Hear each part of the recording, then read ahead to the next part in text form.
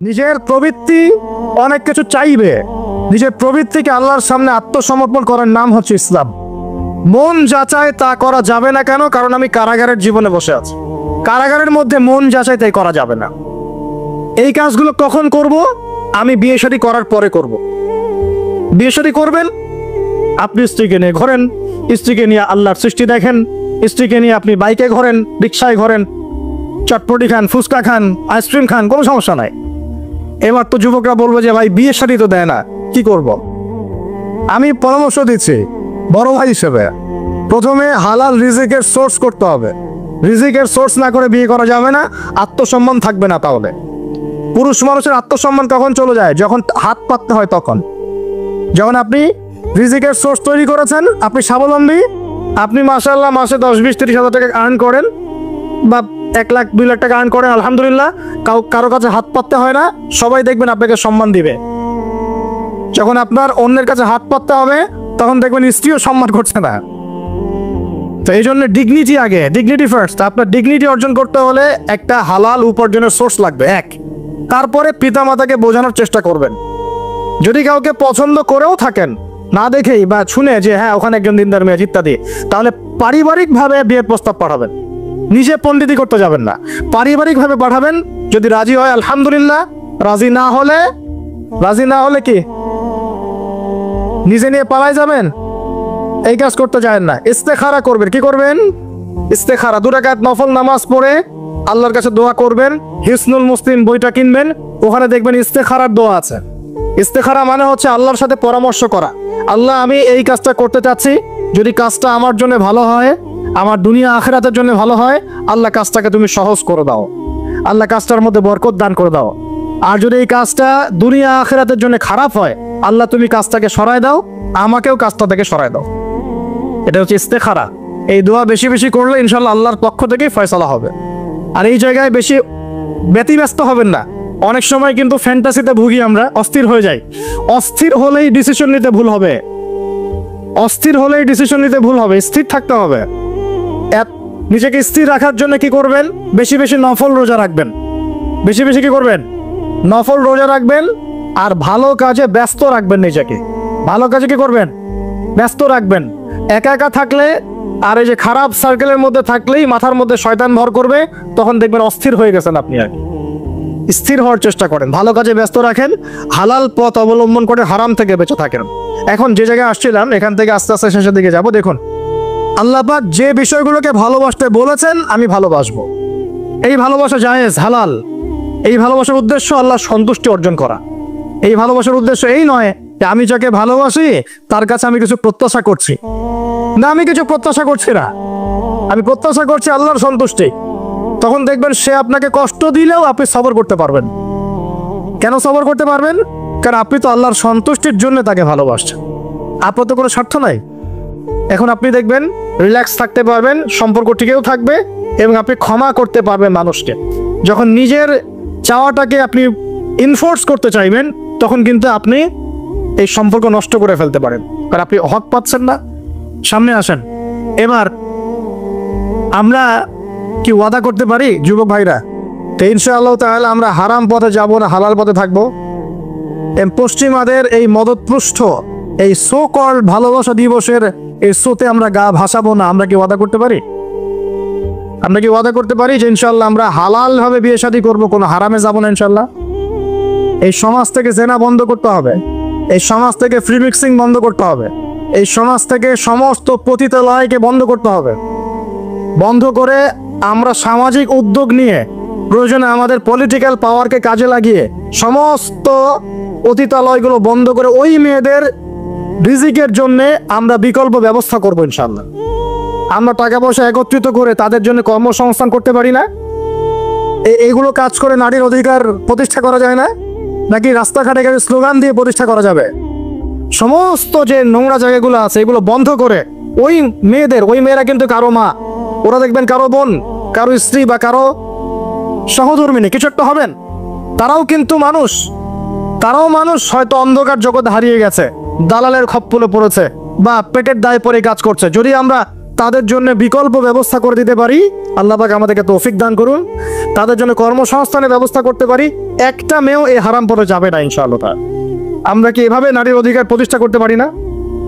আমরা কি এতিম মেয়েদের দায়িত্ব নিয়ে করতে পারি না? আমরা কি সমাজের বিধবা মেয়েদেরকে বিয়ে করতে পারি না? তালাকপ্রাপ্ত মেয়েদের দায়িত্ব নিতে পারি না? মেয়েদের অধিকার নিয়ে অনেক কথা বলা হয়, কিন্তু এই কথাগুলো থাকে খালি বুলি, বাস্তবতা নাই। বাস্তবে কয়জন ছেলে এতিম একটা মেয়েকে বিয়ে করে দেখিয়েছে? কয়জন ছেলে একটা বিধবা মেয়েকে বিয়ে করার সাহস করেছে? কয়জন ছেলে একটা তালাকপ্রাপ্ত একটা মেয়েকে বিয়ে করে দেখিয়েছে হ্যাঁ আমি তার দায়িত্ব নিলাম? আমরা বুঝতে পারলাম যে আল্লাহ পাক পুরো সৃষ্টি জগৎকে ভালোবাসেন। আল্লাহ পাক আমাকে ভালোবাসেন, আপনাকে ভালোবাসেন বলেই আজকে আপনি এখানে বসে আছেন। আল্লাহ পাক আপনাকে ভালোবাসেন বলেই লক্ষ লক্ষ কোটি কোটি মানুষ এখন জেনা করছে, আজকের দিনে আপনি ওয়াজ মাহফিলে বসে আছেন। আল্লাহ পাক আপনাকে ভালোবাসেন বলেই আপনি আল্লাহকে সিজদা দেওয়ার তৌফিক পেয়েছেন। আপনি লা ইলাহা ইল্লাল্লাহ কালিমা শিখেছেন, আপনি এই যে কোরআন পড়তে শিখেছেন, কোরআন পড়ছেন, হাদিস পড়ছেন, নবীর দ্বীনের প্রতি মহব্বত আছে, আল্লাহ আপনাকে ভালোবাসেন বলেই হচ্ছে। কখন বুঝবেন আল্লাহ আপনাকে ভালোবাসে? যখন আল্লাহ পাকের অনুমোদিত কাজগুলো আপনার ভালো লাগবে। নামাজ পড়তে ভালো লাগছে, রোজা রাখতে ভালো লাগছে, কোরআন তেলাওয়াত করতে ভালো লাগছে, আল্লাহর জিকির করতে ভালো লাগছে, আলেম ওলামার সাথে থাকতে ভালো লাগছে, ঠিক আছে? আল্লাহর হালাল কাজগুলো যখন ভালো লাগবে বেশি বেশি, বুঝবেন আল্লাহ আপনাকে নির্ঘাত মহব্বত করেন। আর যখন আল্লাহ পাকের নিষেধগুলো, হারাম, মদ আমার ভালো লাগে না, জিনা ভালো লাগে না, আমার খারাপ জিনিস দেখতে ভালো লাগে না, খারাপ শুনতে ভালো লাগে না, বুঝবেন আল্লাহ আপনাকে ভালোবাসেন। আর যখন দেখবেন খারাপের পিছনে আপনার ঝোঁক বেশি, দুর্নীতি করতে ভালো লাগে, সুদ খাইতে ভালো লাগে, ঘুষ খাইতে ভালো লাগে, কাউকে ঠকাইলে মনে হয় আমি স্মার্ট হয়ে গেলাম, হ্যাঁ, মানুষের টাকা আত্মসাৎ করতে ভালো লাগে, নামাজ না পড়ে ঘুম দিতে ভালো লাগে, ঠিক আছে, রমজান মাসে বিড়ি টানতে ভালো লাগে, ঠিক আছে, মেয়ের সাথে যে টাঙ্কি মারতে ভালো লাগে, তখন বুঝবেন যে আল্লাহ আপনাকে এখনো ভালোবাসেন বা আপনি আল্লাহর ভালোবাসা পাওয়ার যোগ্যতা হারিয়ে ফেলেছেন। আল্লাহ পাক আমাদেরকে বোঝার তৌফিক দান করা। এখন আসি, আল্লাহ পাক এবং তার রাসূল আমাদেরকে এমন কি কি কাজ বলেছেন যেই কাজগুলো করলে আমরা সরাসরি আল্লাহর ভালোবাসা পাবো ইনশাল্লাহ। জানার দরকার আছে কি নাই? আমি অল্প কয়েকটা কাজ বলে শেষ করছি। এক নাম্বার, আল্লাহ এবং তার রাসূল আমাদেরকে জানিয়েছেন আমরা যদি তাওহীদের উপর থাকতে পারি, একত্ববাদ, লা ইলাহা ইল্লাল্লাহ, আল্লাহর ভালোবাসা পাবো ইনশাআল্লাহ। যে ব্যক্তি শিরকের পাপে লিপ্ত আছে সে আল্লাহর ভালোবাসা পাবে না যতক্ষণ না সে তওবা করে ফিরে আসছে। অতএব আল্লাহর ভালোবাসা পাওয়ার জন্য এক নাম্বার কাজ কি ভাই? আল্লাহর তাওহীদের কালিমা লা ইলাহা ইল্লাল্লাহ এর উপর থাকা, শিরক বাদ দেওয়া। শিরক সম্পর্কে জানার জন্য একটা বই পড়েন, কিতাবুত তাওহীদ। কি নাম বললাম? কিতাবুত তাওহীদ। একটাই পড়েন, দেখবেন ইনশাআল্লাহ শিরক কাকে বলে, কত প্রকার, কি কোন কোন কাজ করলে শিরক হয় সব জানতে পারবেন ইনশাআল্লাহ। এই বইটা একটু কঠিন, এই বইটার ব্যাখ্যা বের হয়েছে, ব্যাখ্যা যুক্ত বই কিনবেন এবং যেগুলো বুঝবেন না ওলামায়ে কেরামকে জিজ্ঞাসা করবেন, কারণ সবগুলো কিন্তু বুঝতে পারবেন। এক নাম্বার। দুই, নবী সাল্লাল্লাহু আলাইহি ওয়াসাল্লামের অনুসরণ করলে আল্লাহ আমাদেরকে ভালোবাসবেন। দলিল, আল্লাহ পাক সূরা আলী ইমরানের মধ্যে বলছেন 31 নম্বর আয়াতে আল্লাহ বলছেন, কুল, হে নবী আপনি বলে দিন, ইন কুনতুম তুহিব্বুনাল্লাহ, তোমরা যদি, হে আদম সন্তান, এই উম্মতে মুহাম্মাদী, তোমরা যদি আল্লাহর ভালোবাসা পেতে চাও, ফাত্তাবিউনি, তোমরা আমাকে অনুসরণ করো। কাকে? আমাকে বলতে কাকে? রাসূলুল্লাহ সাল্লাল্লাহু আলাইহি ওয়াসাল্লামকে। তাহলে কি হবে? ইউহিব্বুকুমুল্লাহ, আল্লাহ পাকও তোমাদেরকে ভালোবাসবেন। বলে সুবহানাল্লাহ, আল্লাহ আমাকে ভালোবাসবেন ইনশাআল্লাহ। আর কি? ইয়াগফির লাকুম যুনুবাকুম, আল্লাহ পাক তোমাদের সমস্ত গুনাহ মাফ করে দিবেন। আল্লাহু গফুরুর রহিম, আল্লাহ পাক পরম করুণাময়, অসীম দয়ালু। তার মানে আল্লাহকে পাওয়ার, আল্লাহর ভালোবাসা পাওয়ার দুই নাম্বার কি মাধ্যম? নবী সাল্লাল্লাহু আলাইহি ওয়াসাল্লামের সুন্নাত অনুযায়ী জীবন করা। ভাই শুরু করব কোত্থেকে? শুরু করবেন চেহারা থেকে। কোত্থেকে? চেহারায় দাড়ি ছেড়ে দিব ইনশাআল্লাহ, রাজি আছি তো? গোফ ছোট করে ফেলবো ইনশাআল্লাহ, রাজি আছি তো ইনশাআল্লাহ? চেহারায় সেজদার দাগ থাকবে ইনশাআল্লাহ, তার মানে নামাজি হতে হবে, ঠিক আছে? পোশাক পরিচ্ছদ হবে রাসূলুল্লাহ সাল্লাল্লাহু আলাইহি ওয়াসাল্লামের মতো, জিলে ঢালা মুত্তাকিদের পোশাক। চুল হবে কার মতো? মেসি নেইমারের মতো নাকি রাসূলুল্লাহ সাল্লাল্লাহু আলাইহি ওয়াসাল্লামের মতো? আমার নবী এইভাবে ওযু করতেন, এইভাবে করব। আমার নবী এইভাবে ইস্তেনজা করতেন, পেশাব পায়খানা করতেন, ওইভাবে করব। এই যে এখনকার ইংলিশ টয়লেট, এই ইংলিশ টয়লেটে বসে নবীর মতো ইস্তেনজা করা যায় না। যাবে? ওলামায়ে কেরামকে জিজ্ঞাসা করেন, নবী সাল্লাল্লাহু আলাইহি ওয়াসাল্লাম বাম পায়ে ভর দিয়ে ইস্তেনজা করতেন। কোন পায়ে? এখন বসেন ইংলিশের উপরে, বাম পায়ে কেমনে বসবেন? সম্ভব? ওই যে আমি বলি, এটা মজা করে বলি, কষ্ট থেকেও বলি, একদম বৈশ্বিক পলিটিক্যাল সিস্টেম থেকে শুরু করে বাথরুমের টয়লেট পর্যন্ত সবকিছুই চলছে পশ্চিমা আদর্শ। এখন সবকিছু, এভরিথিং এভরিথিং, একদম বাথরুমের কমোড পর্যন্ত। এখন তো কমোডও উঠাই দিয়েছে, এখন সামনে একটা বালতি রেখে দেয় গামলার মতো, এখানেই পেশাব করতে হবে। দেখেন নাই মনে আপনারা, দেখবেন অচিরে এগুলো আসতেছে সামনে, দাঁড়ায় দাঁড়ায় বসার কোনো সুযোগ নাই। আর সবগুলো মাপ সমান। আর কারো হাইট যদি 6 ফুট, কারো 5 ফুট হয়, তখন কি হবে? অ্যাডজাস্ট করতে হবে ধরে ধরে তখন, নাকি? যুবকরা বুঝতে পারছে, তখন কাউকে লম্বা হতে হবে, কাউকে খাটো হতে হবে, মাপ তো সমান। আর সবার মাপ যদি সমান না হয়, এখন কি হবে? হ্যাঁ, আল্লাহ পাক বোঝার তৌফিক দান করুন। এগুলো শয়তানি না বলেন, শয়তানি না বলেন। বসে ইস্তেঞ্জা করতে হয় না, বসে ইস্তেঞ্জা না, এই পেশাবের ছিটা ফোটার কারণে কবরে আযাব হয় না। আপনারা হাদিসে জানেন না, নবীজি একটা কবরে পৌঁছতে যাচ্ছেন, তিনি থেমে গেলেন, থেমে গিয়ে বলছেন এই কবর দুটোতে আযাব হচ্ছে। কি হচ্ছে? কবরের আযাব। তিনি জানলেন কেমন করে? আল্লাহ পাক তাকে জানিয়েছেন, আল্লাহ পাক তাকে খবর দিয়েছেন এই কবর দুটো কি হচ্ছে? আযাব। নবীজি বলছেন এই কবর দুটোতে বড় কোনো পাপের কারণে আযাব হচ্ছে না। সাহাবীরা বলছেন তাহলে কি কারণে হচ্ছে ইয়া রাসূলুল্লাহ? তিনি বলছেন একজন পেশাব পায়খানা করে, পেশাব করে, স্পেশালি পেশাব করে এই ছিটা ফোটা থেকে সে সতর্ক থাকতো না। পেশাব করে, ওই যে বলেন আমাদের ছেলেরা, প্যান্ট খারাপ ভাই, নামাজে যেতে পারবো না, নামাজে ডাকলে বলে ভাই প্যান্ট নষ্ট। তোমরা ভালো করে হাদিসে শোনো, এই ব্যক্তি বড় কোনো পাপ করে নাই, সে পেশাব করার পরে পবিত্র হতো না, মানে এর ছিটা ফোটা থেকে সাবধান থাকতো না, এই কারণে কবরে আযাব দেওয়া হচ্ছে, বলে নাউজুবিল্লাহ। অন্য হাদিসে নবীজি বলছেন বেশিরভাগ কবরের শাস্তি পেশাবের ছিটা ফোটার কারণে হয়ে থাকে। আস্তাগফিরুল্লাহ, বলি নাউজুবিল্লাহ। এই টয়লেটগুলোর মধ্যে পেশাবের ছিটা ফোটা লাগে না? এই কোরআনের মধ্য দিয়ে আল্লাহর ভালোবাসা পাওয়া যাবে ইনশাআল্লাহ। সর্বশ্রেষ্ঠ নফল আমলের মধ্যে একটা হচ্ছে কি? আল কোরআন তেলাওয়াত করা। আল্লাহ পাক আমাদেরকে তেলাওয়াত করা তৌফিক দান করেন। 3টা বললাম। 4 নাম্বার, বেশি থেকে বেশি আল্লাহর জিকির করা। কি করা ভাই? চলতে ফিরতে উঠতে বসতে অলওয়েজ সুবহানাল্লাহ, আলহামদুলিল্লাহ, লা ইলাহা ইল্লাল্লাহ, আল্লাহু আকবার, লা হাওলা ওয়ালা কুওয়াতা ইল্লা বিল্লাহ, এগুলো চলতে থাকবে। ঠিক আছে ইনশাআল্লাহ? চলতে ফিরতে পড়বেন আল্লাহুম্মা সাল্লি আলা মুহাম্মদ, আল্লাহুম্মা বারিক আলা মুহাম্মদ। ঠিক আছে? হাসবি আল্লাহ ওয়া নি'মাল ওয়াকিল, রাদিতু বিল্লাহি রাব্বান ওয়া বিল ইসলামি দীনান ওয়া বি মুহাম্মাদিন নাবিয়্যা।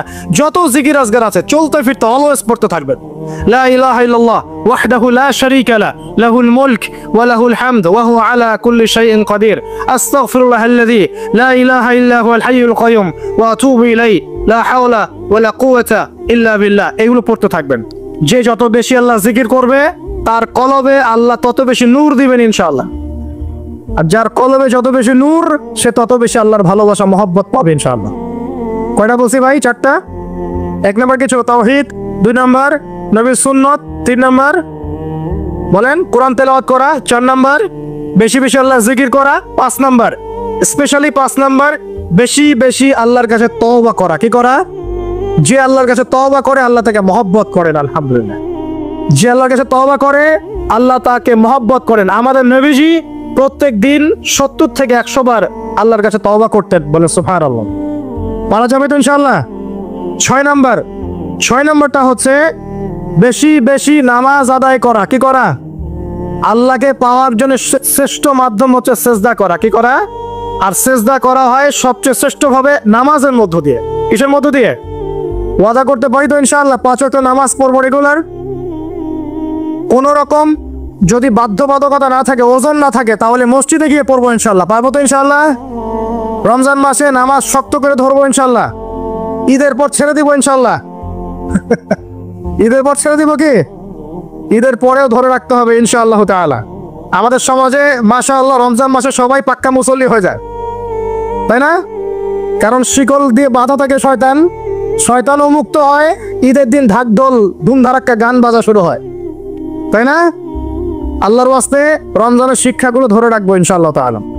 আমরা সবাই 5 ওয়াক্ত নামাজ আদায় করবো ইনশাআল্লাহ রমজান মাসে।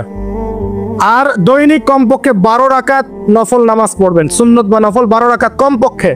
কিরকম 12 রাকাত? ফজরের নামাজের আগে 2, জোহরের আগে 4, পরে 2, ঠিক আছে? 6 আর 2 8 হলো। মাগরিবের পরে 2, এশার পরে 2।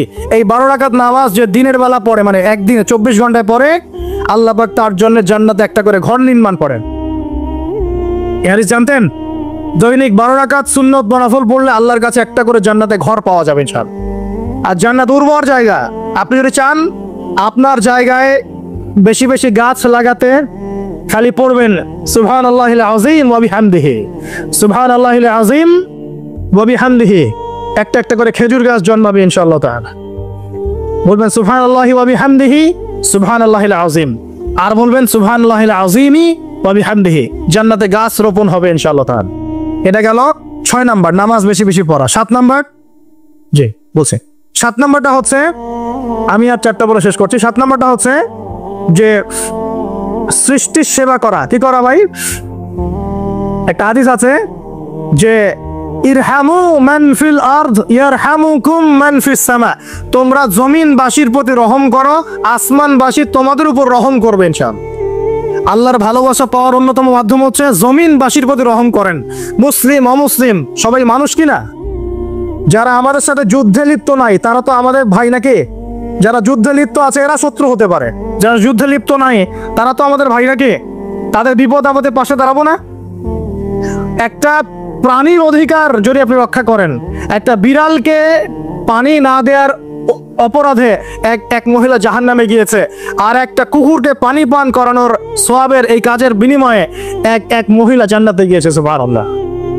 তো পশু পাখির অধিকার যেখানে ইসলাম কথা বলেছে, এখানে পুরো মাখলুকের প্রতি আমাদের রহম দিল থাকতে হবে, আমাদের সবাইকে দয়া ভালোবাসা দেখাতে হবে ইনশাআল্লাহ। আল্লাহ পাক আমাদেরকে ভালোবাসবেন ইনশাআল্লাহ। 8 নাম্বারটা কি? এটা বেশি ইম্পর্টেন্ট। শোনেন, 8 নাম্বারটা হচ্ছে আল্লাহর জন্য কাউকে ভালোবাসা, আল্লাহর জন্য ঘৃণা করা। একটা এই হাদিসগুলো পড়তে পড়তে আমি আসলাম গাড়িতে। আল্লাহ পাক বলেছেন, শোনেন, আল্লাহ পাক বলেছেন কিয়ামতের মাঠে আল্লাহ পাক বলবেন, নিজেই বলবেন যে আইনা মুতাহাব্বুনা লিজালালি, আমার ইজ্জতের জন্য যারা পরস্পরকে ভালোবাসতো এরা কোথায়? আল্লাহ পাক ঘোষণা করবেন কোথায় তারা? যারা আমার জন্য পরস্পরকে ভালোবাসতো। আল্লাহ বলবেন আলিয়াউমা, আজকে আজিল্লুহুম, আমি ওদেরকে ছায়া দিব, ফি জিল্লি, আমার আরশের ছায়ায়। বলেন সুবহানাল্লাহ। ইয়াউমা লা জিল্লা ইল্লা জিল্লি, যেদিন আমার এই আরশের ছায়া ছাড়া অন্য কোনো ছায়া থাকবে না। মানে কিয়ামতের মাঠে আল্লাহর আরশের ছায়ায় ছায়া পাবে কারা? যারা পরস্পরকে আল্লাহর জন্য ভালোবাসতো। আলহামদুলিল্লাহ। এই যে আমরা এখানে আছি, আমরা কি একে অপরকে আল্লাহর জন্য ভালোবাসি না? আমি কি আপনাদেরকে চিনি? আপনারা কি আমাকে চিনেন? এই যে আপনারা আলেম ওলামাদেরকে ভালোবাসেন, ইসলামকে ভালোবাসেন, কিসের জন্য বাসেন? আল্লাহর জন্য। এই আল্লাহর জন্য যারা পরস্পরকে মহব্বত করে, আল্লাহ পাক তাদেরকে আরশের ছায়ায় ছায়া দিবেন ইনশাআল্লাহ। আরো একটা নেকি আছে, বলবো? শোনেন, আরেকটা হাদিসে আসছে কিয়ামতের মাঠে স্পেশাল কিছু মিম্বর থাকবে। মিম্বর চিনেন?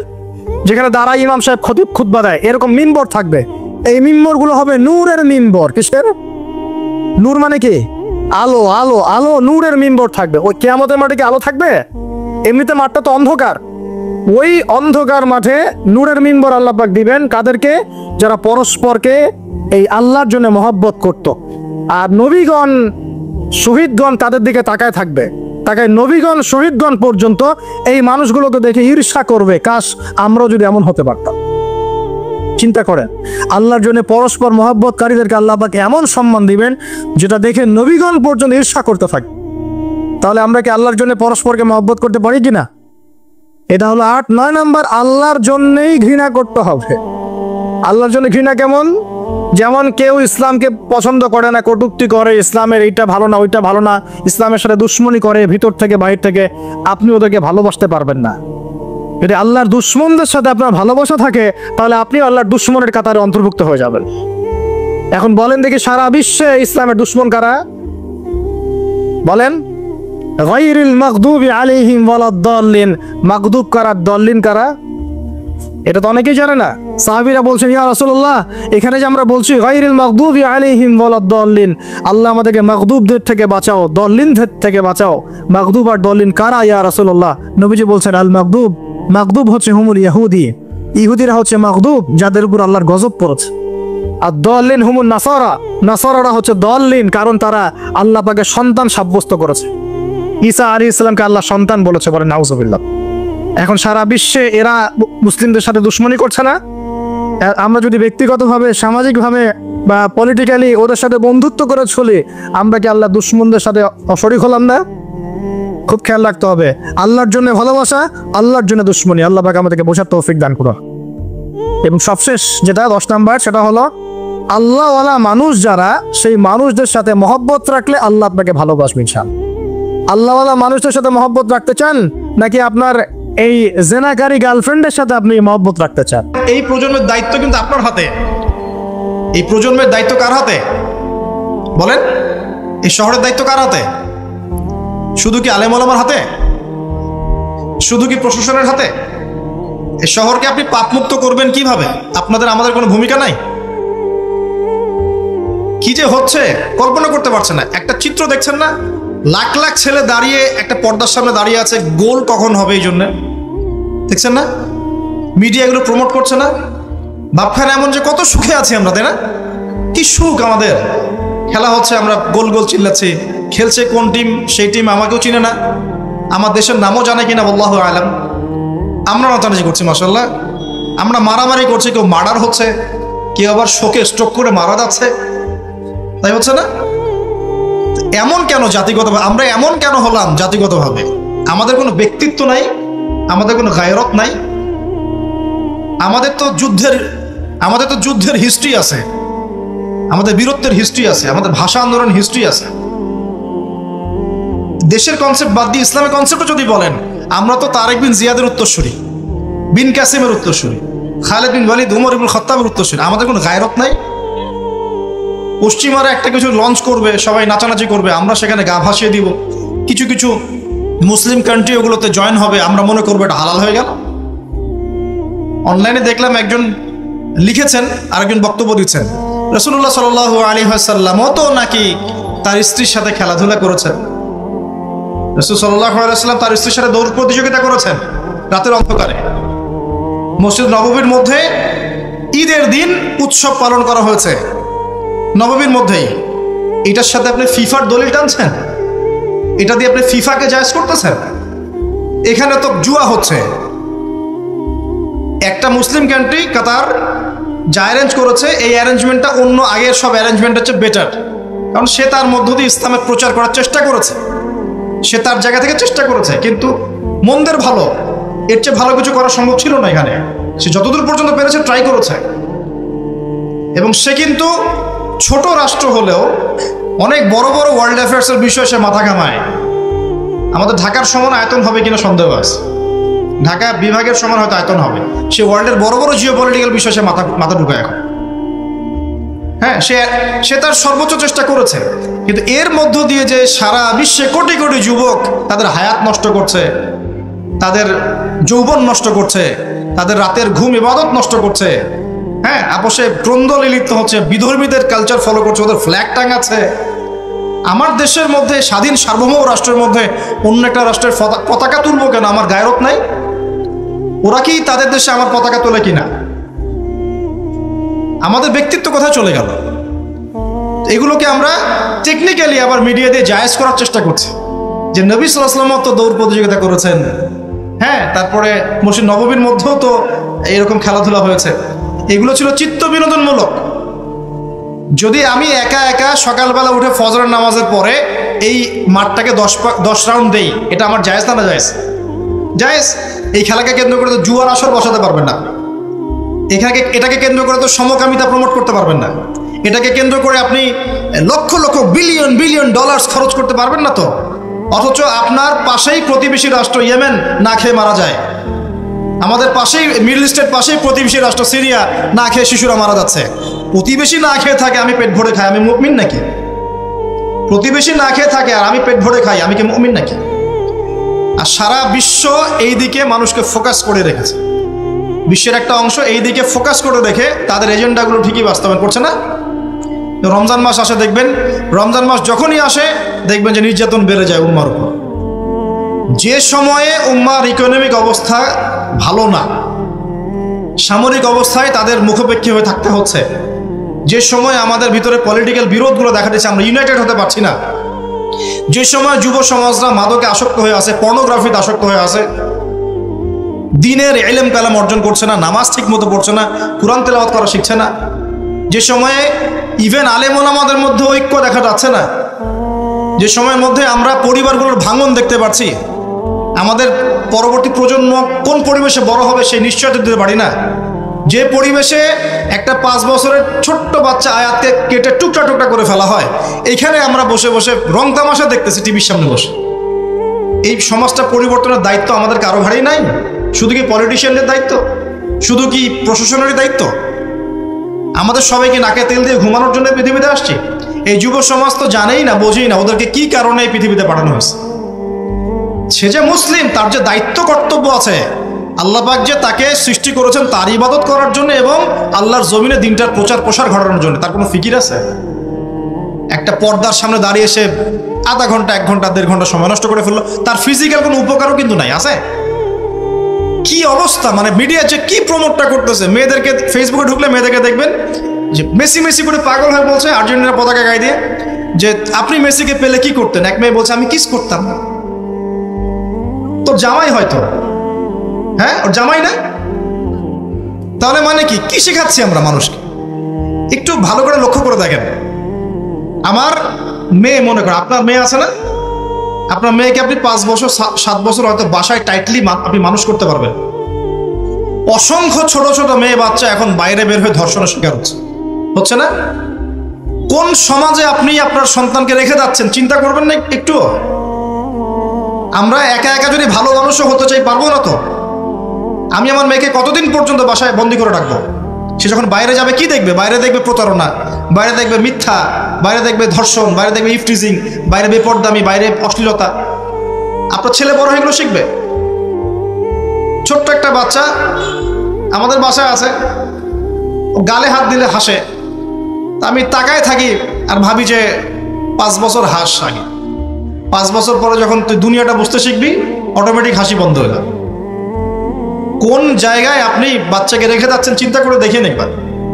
একটা ছোট্ট বাচ্চার ইজ্জতের কোনো গ্যারান্টি পাচ্ছি না আমরা। মানুষ কোন জায়গায় চলে গেছে দেখেন। মাদক অ্যাভেলেবল হয়ে গেছে। পর্নোগ্রাফি দেখে না 5% ছেলেও পাওয়া যাবে না এখন। আর যারা পর্ন দেখে ভিতর থেকে এরা পশু হয়ে গেছে। এর কাছে একটা বাচ্চাকে দিলেও সে রেপ করে রেখে দিবে। চিন্তা করে দেখেন না, বিগত 50 বছরে ধর্ষণের সংখ্যা বেড়েছে না কমেছে? কি পরিমাণ বেড়েছে? বেড়েছে কি পরিমাণে? পর্নোগ্রাফির পরিমাণটা কি পরিমাণ বাড়ছে? মাদক কি পরিমাণে বেড়েছে? এখন এই দায়িত্ব তো শুধু প্রশাসনের না, শুধু পলিটিশিয়ানদের না, আমাদের সবার দায়িত্ব আছে তো।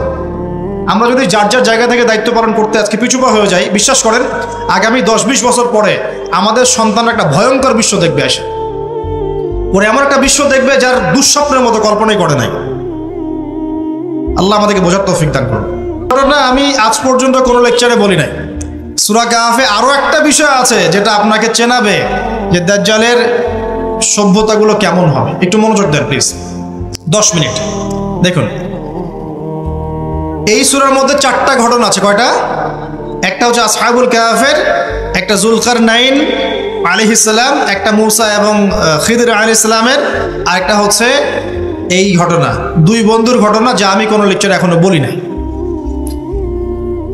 এই ঘটনাটা সূরা কাহফের 32 নম্বর আয়াত থেকে শুরু করে মোটামুটি ভাবে আপনার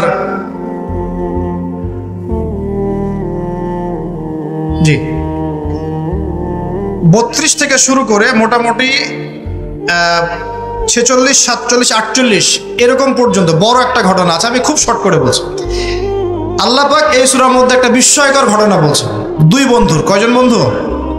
এক বন্ধু প্রচন্ড ধনী, এমন ধনী যে আল্লাহ পাক তাকে বড় বড় বাগান দিয়েছেন, খেজুরের, আঙ্গুরের, হ্যাঁ বিশাল বিশাল বাগান, এবং তার মধ্য দিয়ে নদী চলছে। নদী, একটা নদী চলে যাচ্ছে ভিতর দিয়ে, 2 পাশে বাগান। তাহলে কত বড় প্রপার্টি চিন্তা করেন, একটু চিন্তা করেন। আমরা তো বিঘা আর এই যে শতকের হিসাব করি না। আল্লাহ বলছেন যে 2টো বিশাল জান্নাত দিয়েছিলাম তাকে, মানে বাগান দিয়েছিলাম, ফলের বাগান, মাঝখান দিয়ে নদী প্রবাহিত হচ্ছে, এবং প্রত্যেক বছর 2 বার করে এই জায়গায় ফসল ফলতো, প্রচুর ফসল হতো। তো এত ধন সম্পদ পাওয়ার পরে এই বন্ধু, মানে এই ব্যক্তি তার এক গরিব বন্ধুকে নিয়ে এই বাগানে ঢুকেছে। ঢুকে হাঁটাহাঁটি করছে, গল্পগুজব করছে। গল্পগুজব করার এক পর্যায়ে গিয়ে এই ধনী বন্ধু বলে ফেলছে। কি বলছে? সে বলছে যে আনা আকসারু মিনকা মালা ওয়া আ'আসু নাফারা। হে আমার দোস্ত শোনো, আমি তোমার চাইতে মালে এবং সম্পদে অনেক সেরা। কে বলছে এটা? এই ধনী বন্ধু। আমরা কি এরকম কথা বলি না? এই ধনী বন্ধু হচ্ছে বস্তুবাদী মানুষ, মানে বাড়ি গাড়ি টাকা কড়ি স্ট্যাটাস এটাই তার কাছে সবকিছু। বুঝতে পারছেন কথা? সে তার বন্ধুকে বলছে তুমি তো গরিব, আমি তোমার চেয়ে অনেক সেরা টাকায় পয়সায় ধন দৌলতে। এমন মানসিকতা আমাদের মধ্যে আছে না অনেকের? আচ্ছা, এবার সে আরো বলছে যে ওয়াদাখালা জান্নাতাহু ওয়া হুয়া যালিমুল লিনাফসি, সে তার জান্নাতে প্রবেশ করলো, তার নফসের উপর সে জুলুমও করে বসলো। কিভাবে জুলুম করলো? এভাবে সে বলছে ক্বালা মা আযুন্নু আন তাবিদা হাদিহি আবাদা। কে বলছে এটা? এই ধনী বন্ধু। সে বলছে হে আমার গরিব বন্ধু শোনো, আমি মনে করি না, আমি বিশ্বাসই করি না, আমি মনে করি না যে আমার এই প্রপার্টি কখনো ধ্বংস হয়ে যাবে, আমি এটা বিশ্বাস করি না। বুঝতে পারছেন?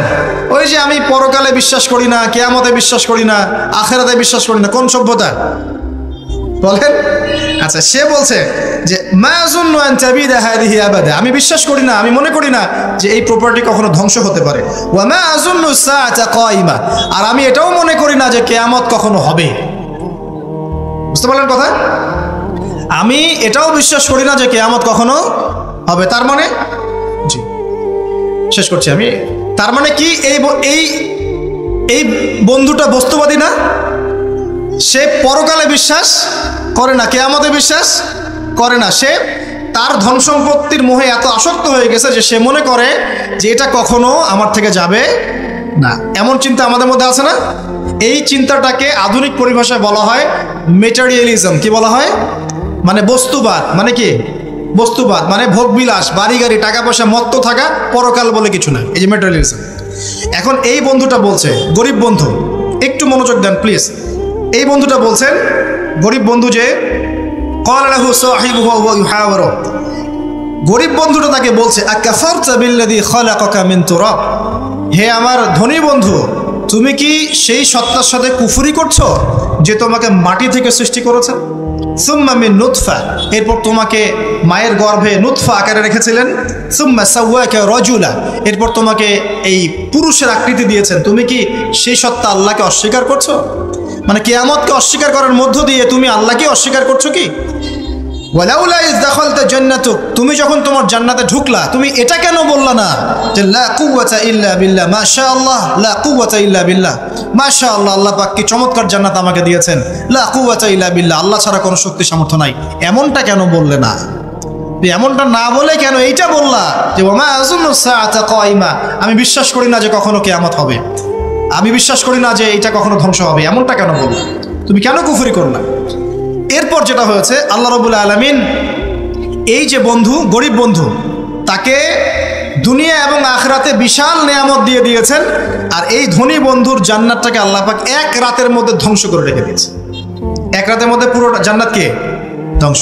পরের দিন সকালে সে এসে দেখে যে এটা কোন জায়গায় আসলাম, তা আমার বাগান বাগিচা বলে মনে হচ্ছে না। সে হাত কসলাচ্ছিল এবং বলছিল, কোরআনে ভাবে বলছে, হাত কসলাচ্ছিল আর বলছিল যে হায় আমি যদি আমার রবের সাথে শিরিকটা না করতাম, হায় আমি যদি আমার রবের সাথে কুফরি না করতাম, তাহলে আজকে আমার এই অবস্থা হয়তো হতো না। এই ঘটনাটা ঠিক পরে আল্লাহ পাক বলছেন ওয়াদরিব লাহুম মাসালুল হায়াতিদ দুনিয়া, হে নবী মুহাম্মদ সাল্লাল্লাহু আলাইহি ওয়াসাল্লাম, তুমি এবার তোমার উম্মতের কাছে দুনিয়ার দৃষ্টান্তটা পেশ করো। দুনিয়ার দৃষ্টান্তটাও ঠিক এরকমই, এই ফসলের ক্ষেতের মতোই। প্রথমে বৃষ্টিপাত হয়, ফসল সবুজ হয়, মানুষ খুব পুলকিত হয়ে যায়, কি চমৎকার ফসল ফলেছে। এরপর সেই গাছগুলো হলুদ হয়ে যায়, তারপর সেগুলো খড়কুটা হয়, চুলায় চলে যায়। এই হয় না? এই গল্পটার সাথে, ঘটনার সাথে দুনিয়ার জীবনে মিল আছে না? এটা কোন সূরায় আছে? কাহফে। আর এই সূরা আপনাকে দাজ্জাল থেকে বাঁচাবে না? এখানে আপনার হেদায়েত শোনেন। দাজ্জাল এবং তার অনুসারীরা এবং ওই সমসাময়িক ফিতনাময় যুগে বেশিরভাগ মানুষ বস্তুবাদী হয়ে যাবে, হয়ে যায় নাই? এবং বেশিরভাগ মানুষ এই দুনিয়ার ধন সম্পদ চাকচিক্যের মোহে পড়ে যাবে, পড়ে নাই? পড়েছে কি না? পড়েছে। এবং শুধু তাই নয়, তারা পরকালীন কনসেপ্টগুলোকে অস্বীকার করা শুরু করবে। ওই যে বললাম, আল্লাহ, ফেরেশতা, মালায়েকা, আখিরাত এগুলো কিছু বিশ্বাস করবে না, মানুষকে ধর্মহীনতার দিকে নিয়ে যাবে। এটা নিয়ে যাচ্ছে না? এই তিনটা জিনিস খুব চলছে সমাজে এখন। একটা হচ্ছে এলিমিনেশন, মানে আল্লাহর কনসেপ্টটাকে বাদ দিয়ে দেওয়া। একটা হচ্ছে মেটারিয়ালিজম, মানে বস্তুবাদিতা। একটা হচ্ছে চ্যালেঞ্জ এগেইনস্ট রিলিজন, ধর্মর এগেইনস্টে চ্যালেঞ্জ করা। এগুলো চলছে না এখন? দেখুন দাজ্জালের সভ্যতায় এগুলো হবে। এর সাথে আপনার বর্তমান সময়ের মিল কোথায়? মিল হচ্ছে দেখুন, এই বিউটি কন্টেস্ট বলেন, আপনার ওয়ার্ল্ড কাপ বলেন, আপনার এই ইভেন্টসগুলো বলেন, ফ্যাশন শোজগুলোর কথাই বলেন, অপসংস্কৃতির কথাই বলেন, পর্নোগ্রাফির কথাই বলেন, এই মাদকের ভয়াল খাবার কথা বলেন, যে কোনো দিকে তাকান, এগুলোর প্রত্যেকটার উদ্দেশ্য দুনিয়া নয় কি? শুধু দুনিয়া না, পরকালীন কোনো স্বার্থ আছে? এগুলো করে পরকালে একটা নেকি হবে, কেউ দলিল দিতে পারবে কোরআন সুন্নাহ থেকে? তার মানে এই সমাজটা, এই সভ্যতা কি করেছে? দাজ্জালি ও আদলে পুরো সভ্যতাকে গড়েছে এবং বস্তুবাদিতার দিকে মানুষকে প্রবৃদ্ধ করেছে। শুধু তাই নয়, যেগুলোর পরকালীন কোনো স্বার্থ নাই এই কাজগুলোকে প্রমোট করেছে এবং যুব সমাজ, মুসলিমদেরকে স্পেশালি এগুলোতে মত্ত করে রেখেছে, রাখে নাই? আল্লাহ পাক এখন বলছেন, জেনে রাখো, তোমরা জেনে রাখো, ইন্নামাল হায়াতুদ দুনিয়া লাইবুন ওয়া লাহুন, এই দুনিয়ার জীবনটাই খেলতামাশা, প্রতারণা। ওয়া যিনাতুন ওয়া তাফাখুরুন বাইনাকুম ওয়া তাকাসুর, একে অপরের প্রাচুর্য, ধন সম্পদের প্রতিযোগিতা ছাড়া কিচ্ছু না। ওয়া মাল হায়াতুদ দুনিয়া ইল্লা মাতাউল গুরুর, এই দুনিয়ার জীবনটা প্রতারণা ছাড়া কিচ্ছু নয়। আলহাকুমুত তাকাসুর হাত্তা যুরতুমুল মাকাবির, তোমরা প্রাচুর্যের মোহে মোহাচ্ছন্ন হয়ে আছো যতক্ষণ পর্যন্ত না তোমরা কবরে শায়িত হচ্ছ। কাল্লা সাউফা তা'লামুন, অবশ্যই তোমরা জানতে পারবে, কোশ্চিন কালেও নয়, অবশ্যই তোমরা জানতে পারবে। কাল্লা লাতুসআলুন্না ইয়াওমাইযিন আনিন নাঈম, তোমাদেরকে কিয়ামতের দিনে নিয়ামতগুলো সম্পর্কে জিজ্ঞাসিত হতে হবে। সূরা কাহাফেই এই হেদায়েতটা আছে। এই দুই বন্ধুর ঘটনা আপনাকে দেখাবে কিভাবে বস্তুবাদী সভ্যতা এবং আল্লাহ ভীরু সভ্যতার কনফ্লিক্ট হয়। সর্বশেষে আল্লাহর অনুগত সভ্যতার জয় হয়েছে, বস্তুবাদী সভ্যতাকে আল্লাহ পাক ধ্বংস করে দিয়েছেন না? দিয়েছেন। এবং এই ঘটনার পরেই দুনিয়ার জীবনের দৃষ্টান্ত দেওয়া হয়েছে, যে দুনিয়ার জীবনটাকে আল্লাহ পাক বলেছেন খেলতামাশা, প্রতারণা ছাড়া কিছুই নয়। হ্যাঁ, কেউ যদি বলে খেলাধুলার কোনো দলিল কোরআনে আছে কিনা, আমি বলবো হ্যাঁ আছে। আল্লাহ পাক বলেছেন, ওয়ামা হাযিহিল হায়াতুদ দুনিয়া ইল্লা মাতাউল গুরুর ই'লামু আন্নামাল হায়াতুদ দুনিয়া লাইবুন ওয়া লাহু। অতএব খেলাধুলার দলিল কোরআনে আছে। আল্লাহ পাক বলছেন দুনিয়ার জীবনটাই তোমাদের খেলাধুলার প্রতারণা, ধোঁকা।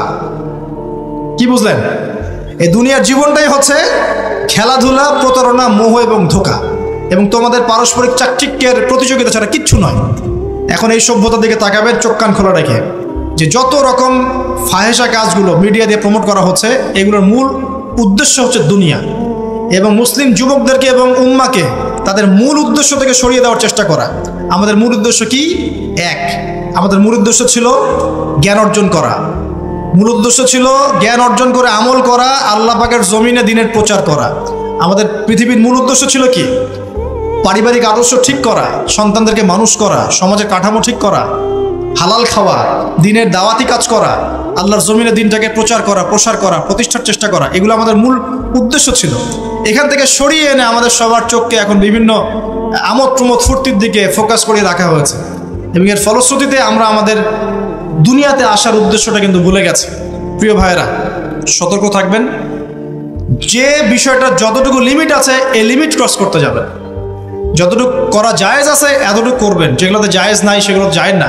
আল্লাহ রাব্বুল আলামিন আপনাদের সবাইকে ইসলামের বেসিক বিষয়গুলোর উপর টিকে থাকার তৌফিক দান করুন, এবং যাদেরকে কথা বললাম আমি ইনডাইরেক্টলি, তাদের যে এজেন্ডাগুলো আছে এজেন্ডাগুলো বোঝার তৌফিক